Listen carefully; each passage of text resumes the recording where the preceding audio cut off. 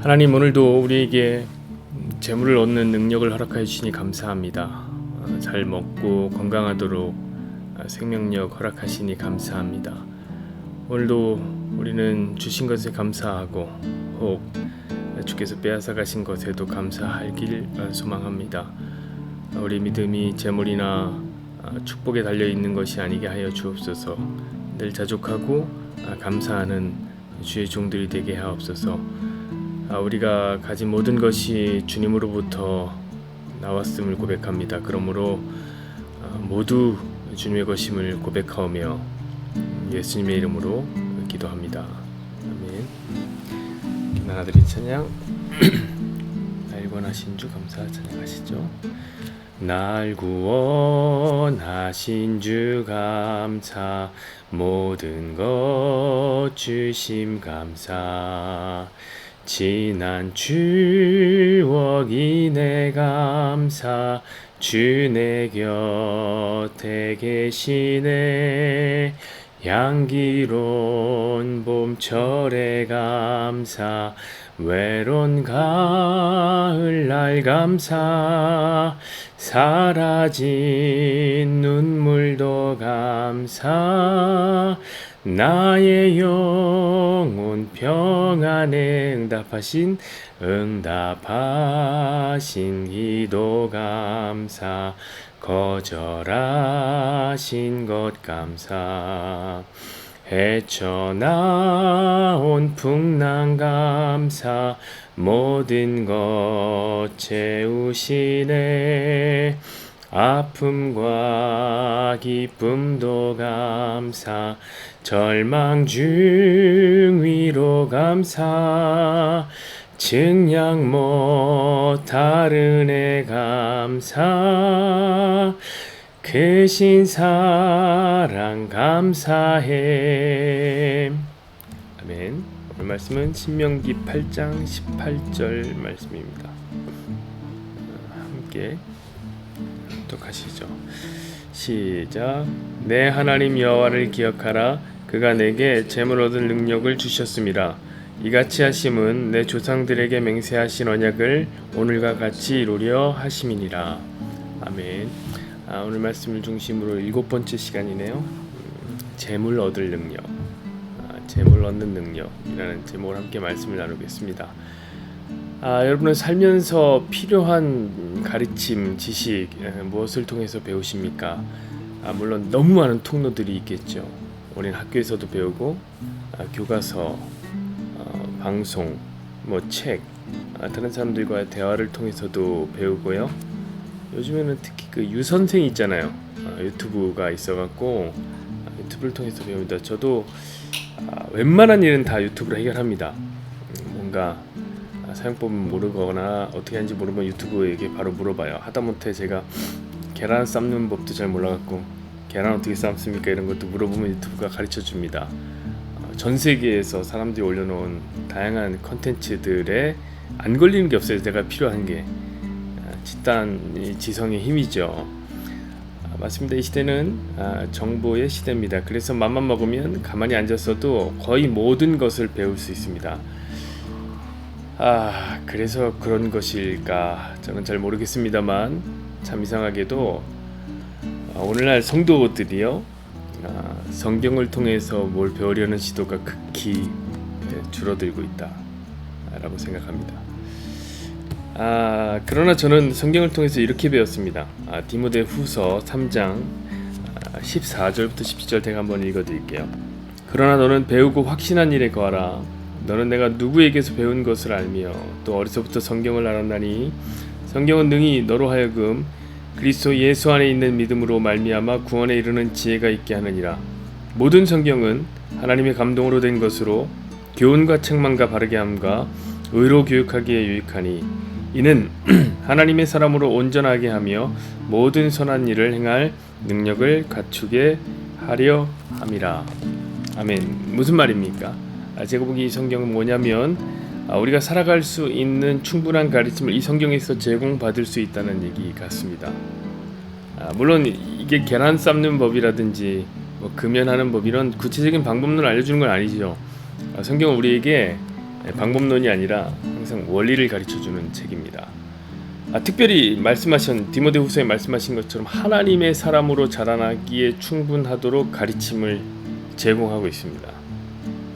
그러므로 우리가 하나님의 사람으로 성장하길 원한다면, 하나님의 사람으로 성장하기 위해서라면 반드시 성경을 통해서 배워야 됩니다. 그래서 성경을 통해서 배우기 위해서 교회 오면 어떻게 합니까? 맨날 배우는 거예요. 여러분, 교회는 가르치는 곳입니다. 우리는 아시는지 모르겠지만 장로교회잖아요. 장로교회. 장로교회는 뭐냐면 장로가 다스리는 교회가 장로교회입니다. 그러면 다스리기만 하느냐? 그거 아니에요. 이 장로가 장로교회는 두 가지 유형으로 존재하는데요. 첫 번째는 뭐냐면 다스리는 장로입니다. 다스리는 장로. 이건 저나 여러분들이 잘 알고 있는, 우리가 장로님 이렇게 부르는 그 장로님이 그 다스리는 장로입니다.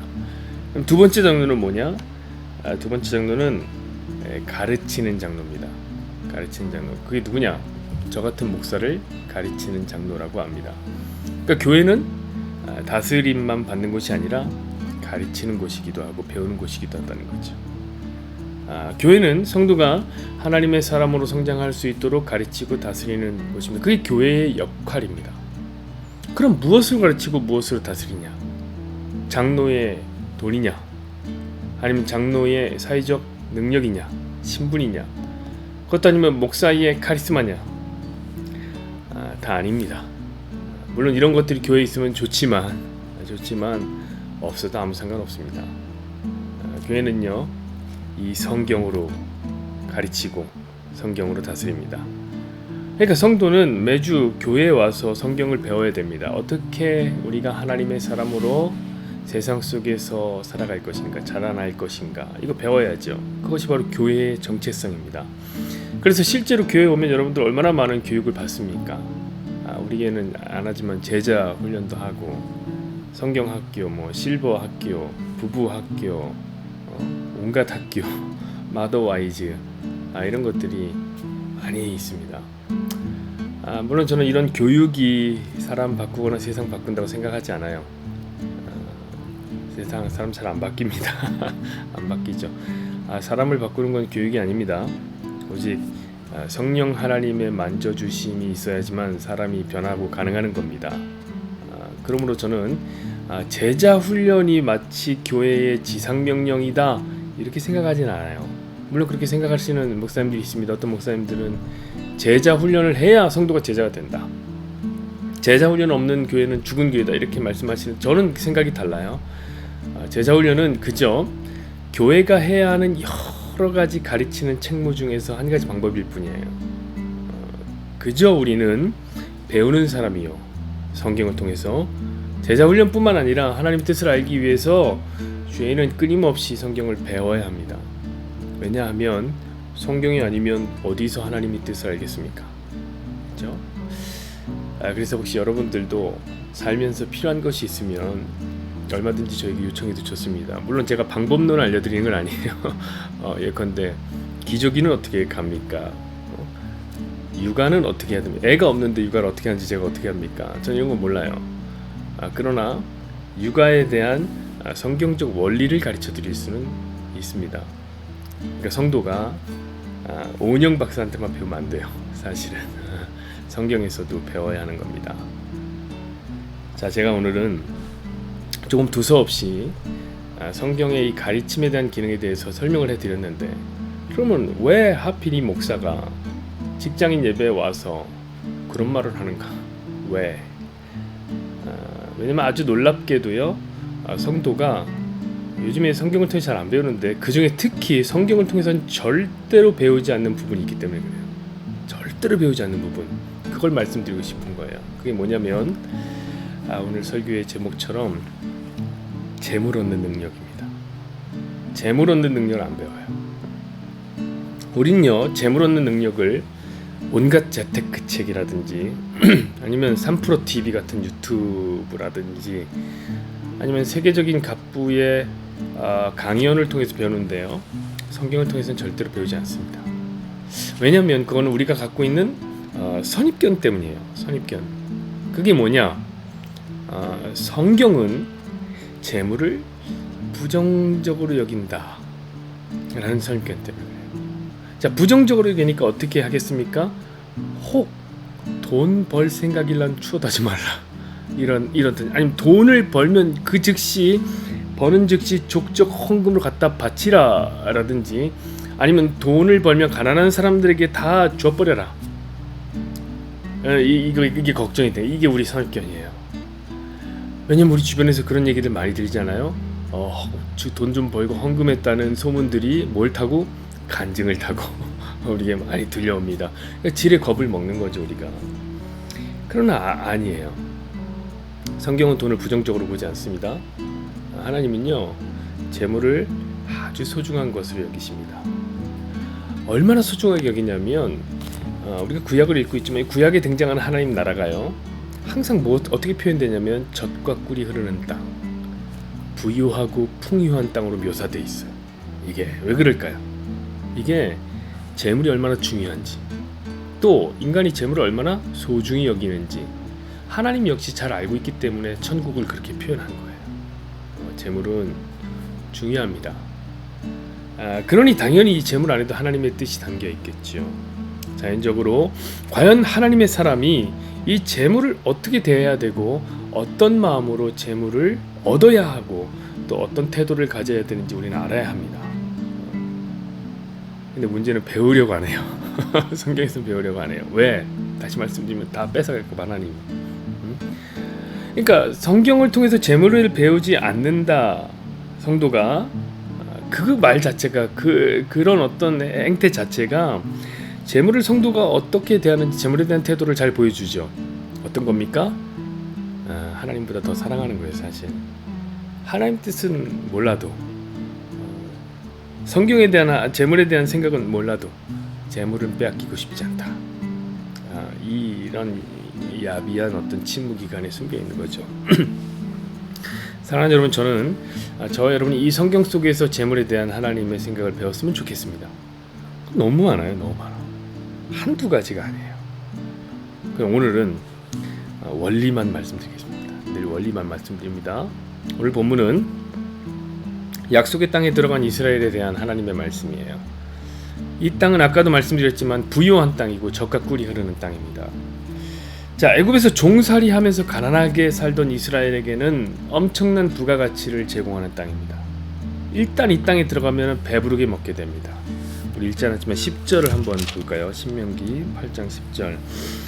내가 배부르게 먹어서 배부르고 내 하나님 여호와께서 옥토를 내게 주셨으므로 말미암아 그를 찬송하라.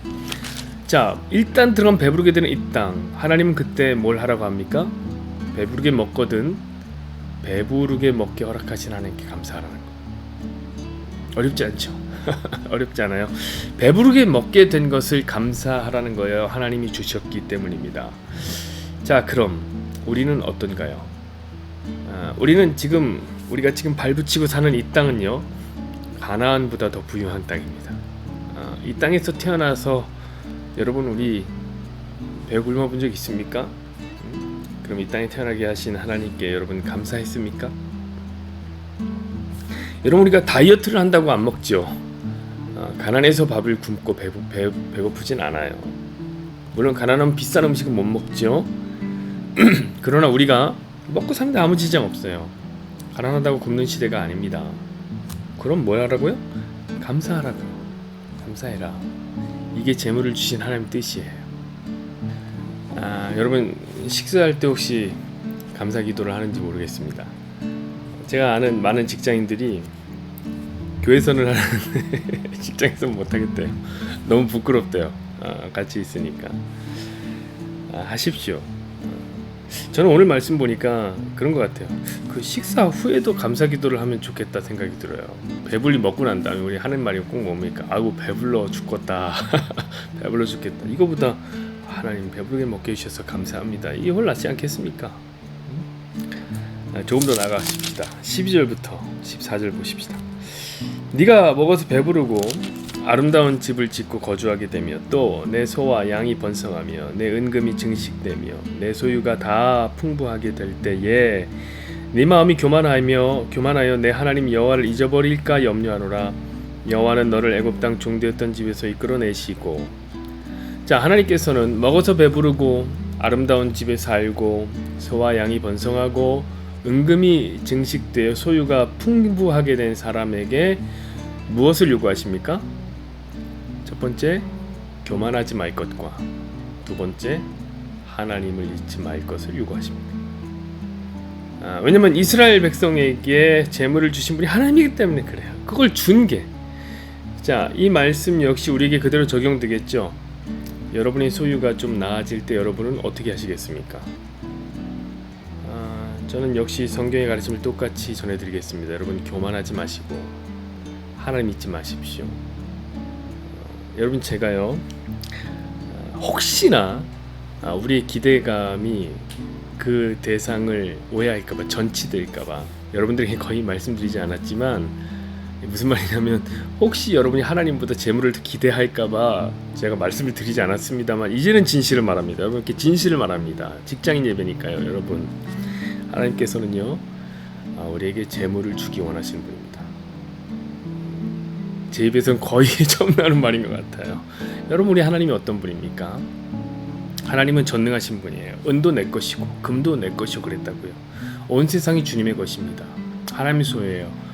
그 하나님께서 마음만 먹으면 사랑하는 자기 자녀에게 얼마든지 좋은 것으로 주지 않겠습니까? 예수님 말씀하시기를 너희가 악할지라도 자식에게 좋은 것으로 줄 알거든 하물며 하늘에 계신 너희 아버지께서 구하는 자에게 좋은 것을 주지 아니하시겠느냐? 그러셨다고요. 근데 한번 생각해 보세요. 그 전능한 하나님 아버지께서 구하는 이스라엘에게 바로 좋은 것 주지 않고 재물을 주지 않고 왜 광야를 허락했겠습니까? 생각해 보셔야죠. 거긴 이유가 있어요. 자, 15절 16절 보시죠. 너를 인도하여 그 광대하고 위험한 광야 곧 불뱀과 전갈이 있고 물이 없는 간조한 땅을 지나게 하셨으며 또 너를 위하여 단단한 반석에서 물을 내셨으며 내 조상들도 알지 못하던 만나를 광야에서 내게 먹이셨나니 이는 다 너를 낮추시며 너를 시험하사 마침내 내게 복을 주려 하심이었느니라. 아멘. 여러분, 인간은 늘 교만합니다. 죄라는 것은 하나님을 타고 넘으려는 교만에서 출발했다고 늘 말씀드렸습니다.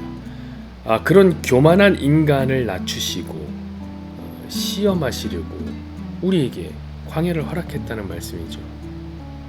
그뿐입니까? 거기서 멈추는 저는 속상할 뻔했어요. 그런데 저는 그 다음이 참 좋더라고요. 그 다음 뭐라 해요? 그래서 하나님 도대체 뭘 하려고? 마침내 뭘 하려고요? 마침내 복을 주시려고 그랬다.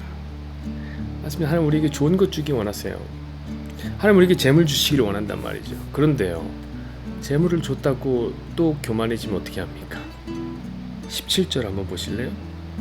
그러나 네가 마음에 이르기를 내 능력과 내 손의 힘으로 내가 이 재물을 얻었다 말할 것이라. 이러면 재물이 중요한 게 좋은 거 아니잖아요. 하나님 뜻과 반대되는 거잖아요. 그러니 재물이 생긴다고 결코 교만하지 마십시오. 늘 겸손해야 됩니다. 그 이유는 계속 말씀드렸어요. 하나님이 주셨기 때문에 그래요. 심지어 이것을 하나님 뭐라고 표현하는지 아세요? 18절 보세요. 네 하나님 여호와를 기억하라. 그가 너에게 재물 얻을 능력을 주셨습니다. 재물 얻는 능력도 이미 하나님께서 우리에게 주셨다는 거예요. 하나님 약속을 이루기 위함입니다. 사랑하는 여러분, 그러므로 다시 거듭 말씀드리지만 결코 교만하지 마십시오. 늘 겸손한 자세와 주신 하나님께 감사를 드려야 합니다. 이것은 재물이 많던 적던 똑같은 자세를 취해야 돼요. 여러분, 세상 사람들 한번 보십시오. 조금 있으면 그 재물이 마치 자기 자신의 가치가 된 듯 행동합니다. 그렇잖아요. 나는 잘난 사람이고 너희와는 수준이 다르다, 이렇게 생각합니다. 하나님의 사람이 재물을 대하는 태도와는 전혀 다른 태도인 거죠. 돈 좀 있으면 잘난 척 한다는 것을 뭐라 그래요? 우리는 플렉스 한다라고 하잖아요. 돈줄 낸다는 게 뭐예요? 돈으로 칭찬도 하고 돈으로 어떻게 해요? 징벌도 한다는 뜻이에요. 자, 세상이 재물을 대하는 태도와 성경이 재물을 대하는 태도는 완전히 다릅니다. 그런데 언제까지 재물에 대해서 세상에서만 배우겠습니까? 하나님이 주실 이유가 없어요. 그러면 하나님 주실 이유가 그럼 다시 광야에서 배우게 되는 겁니다. 제가 이렇게 말씀드렸다고 또 오해하시면 안 돼요. 이거 인과응보로 보시면 안 돼요. 겸손해야 돈 준다. 이렇게 보시면 안 돼요. 돈 없으면 교만한 사람인가 보다. 이렇게 보지 마시고, 이 말씀은 원리입니다. 원리. 하나님은 재물을 주시는 분이고 하나님께서는 겸손한 자를 사랑하신다는 원리를 배우시기를 바랍니다. 결코 재물 좀 있다고 고개를 쳐드는 일이 이 원리를 아는 사람들은 없을 겁니다. 함께 기도하시죠. 하나님 감사합니다. 우리에게 재물 얻을 능을 허락하시니 감사합니다. 주시는 것이 모두 주님의 것입니다. 먹고 마시는 것이 모두 주님에게서부터 왔습니다. 해 아래 새 것이 없고 모두 주께서 창조하신 피조물입니다. 우리 역시 피조물이며 우리를 채우시는 것은 주의 생명력입니다. 그러므로 늘 겸손하게 주님 앞에 무릎 꿇게 하시고 늘 주님께 감사하게 하시고 하나님이 내게 주신 것에 늘 자족하게 할 수 하는 우리 모두가 될 수 있게 은혜를 베풀어 주옵소서. 이제는 우리 주 예수 그리스도의 은혜와 하나님 아버지의 원하신 사랑하심과 성령 하나님 감화감동 교통 역사 충만하시니 하나님께 재물 얻을 능력을 배우기를 소망하는 여기 모인 모든 주님의 백성들, 직장인, 사업인들 위에 지금으로부터 영원까지 함께 계실지어다. 아멘.